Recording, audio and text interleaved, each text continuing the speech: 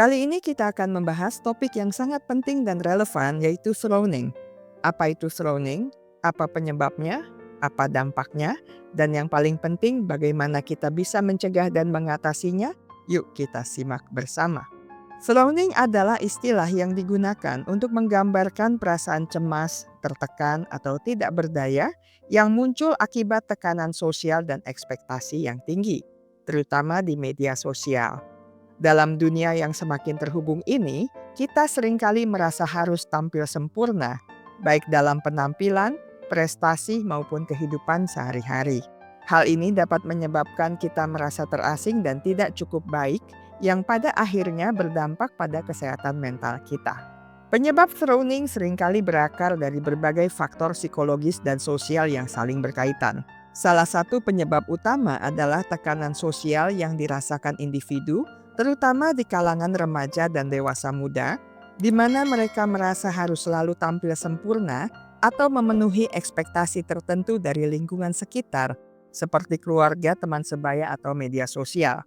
Tekanan ini bisa menimbulkan perasaan cemas dan stres berlebihan yang kemudian memicu perilaku surrounding.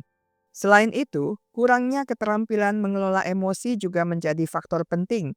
Ketika seseorang tidak mampu mengekspresikan perasaan negatif secara sehat, mereka mungkin memilih untuk melampiaskan frustrasi melalui tindakan agresif atau destruktif terhadap diri sendiri maupun orang lain.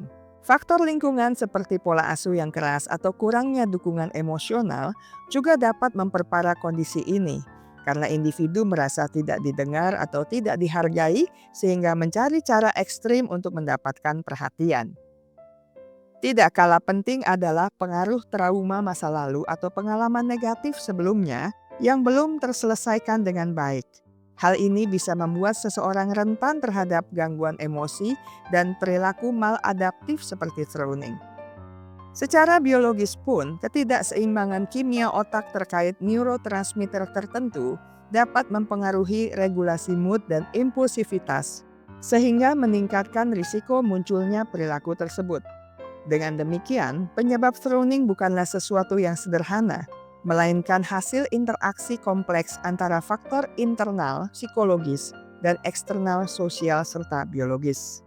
Dampak dari surrounding bisa sangat luas dan berpengaruh negatif, tidak hanya bagi individu yang mengalaminya, tetapi juga bagi lingkungan sekitar mereka. Secara pribadi, seseorang yang sering melakukan atau menjadi korban surrounding dapat mengalami gangguan kesehatan mental seperti kecemasan yang meningkat, depresi, hingga perasaan rendah diri yang mendalam. Ketika perilaku ini terus berlanjut tanpa penanganan, hal itu dapat merusak kepercayaan diri dan membuat individu merasa terisolasi karena sulit membangun hubungan sosial yang sehat.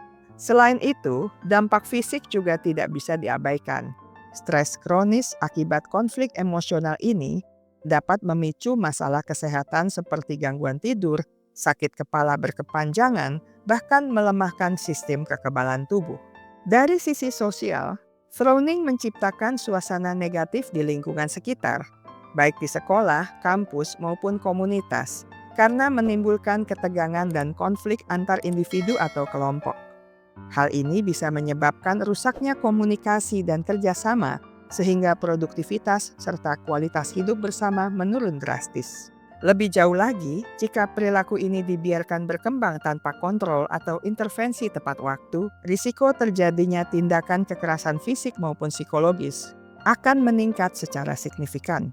Dampak jangka panjangnya pun sangat serius, karena pola perilaku destruktif tersebut dapat terbawa hingga dewasa dan mempengaruhi berbagai aspek kehidupan seperti karir dan hubungan interpersonal secara menyeluruh. Langkah-langkah untuk mencegah dan menanggulangi surrounding harus dilakukan secara menyeluruh dengan pendekatan yang melibatkan aspek psikologis, sosial, dan edukasi. Pencegahan dimulai dari membangun kesadaran diri yang kuat agar individu mampu mengenali tanda-tanda awal stres atau tekanan emosional sebelum berkembang menjadi perilaku destruktif.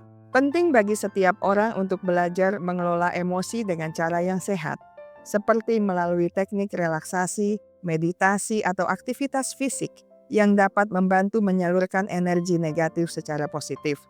Selain itu, lingkungan sekitar, terutama keluarga dan teman sebaya, memegang peranan penting dalam memberikan dukungan emosional serta menciptakan suasana komunikasi terbuka tanpa rasa takut dihakimi.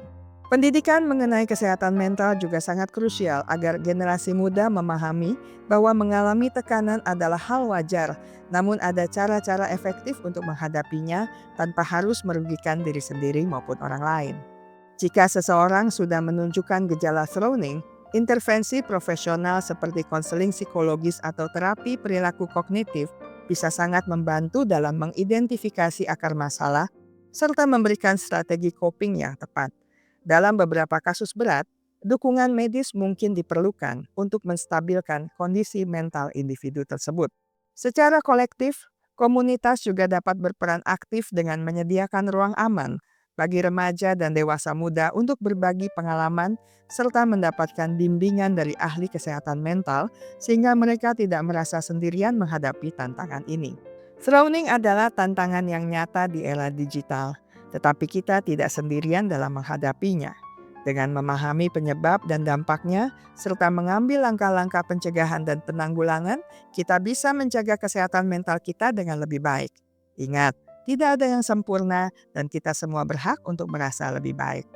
Terima kasih telah menonton di channel Bahas Psikologi.